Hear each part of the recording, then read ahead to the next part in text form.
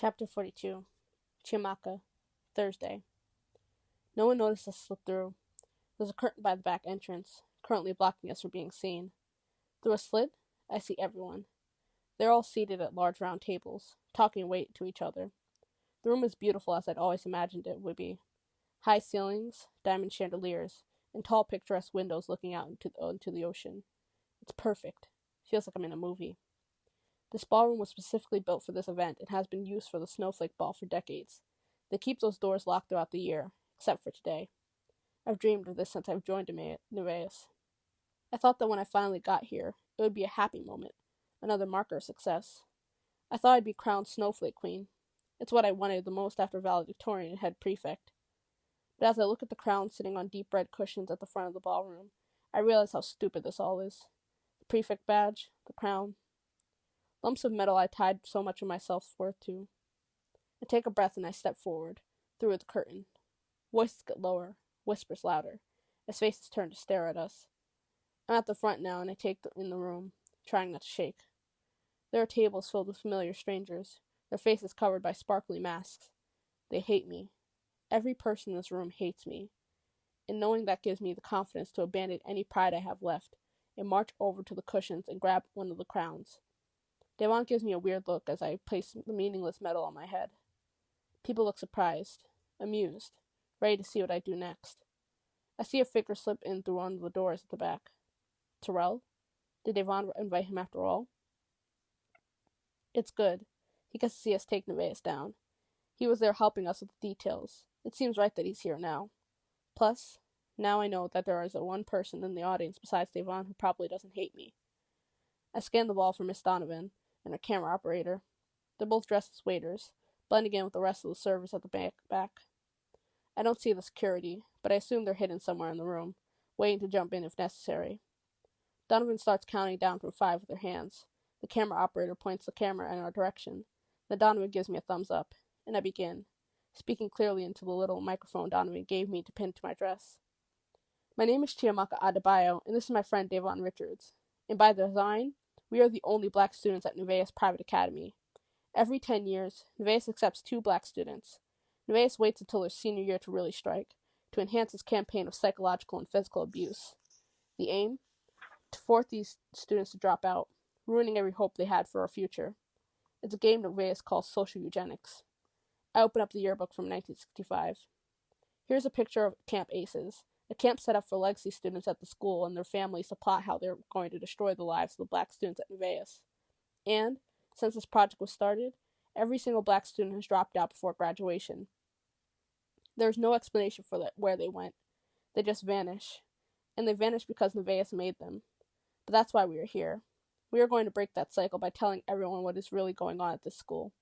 We are here to expose Nevaeh, its students, teachers, and donors for what they are.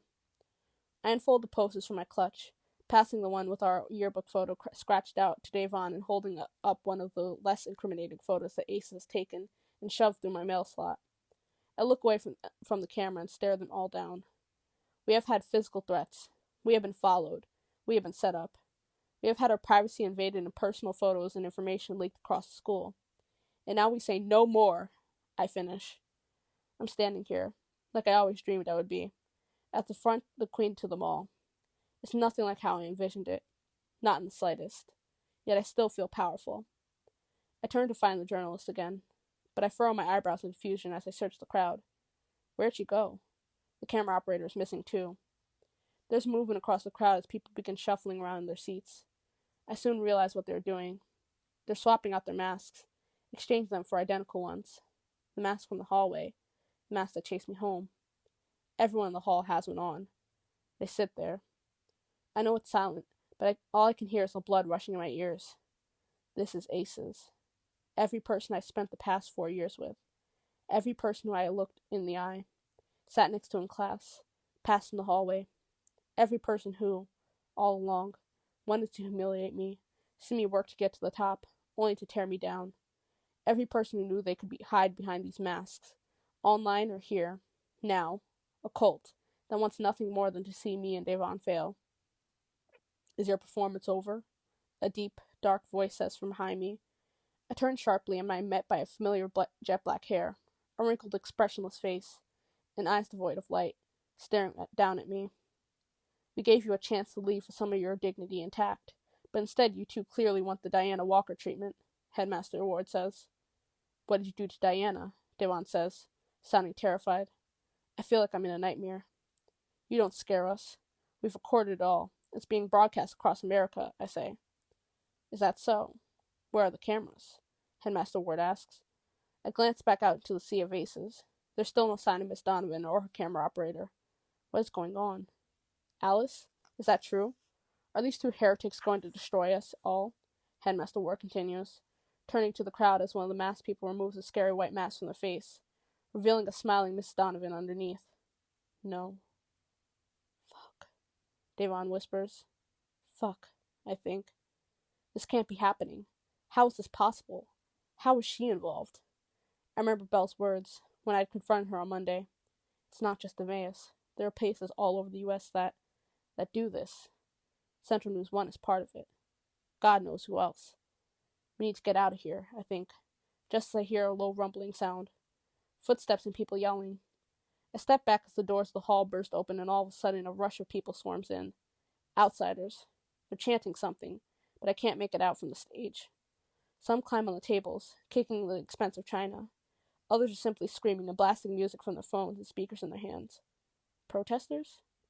I finally make out what they're saying. No justice, no peace. Over and over again. So many brown faces, disrupting the ocean of white. They're all so angry.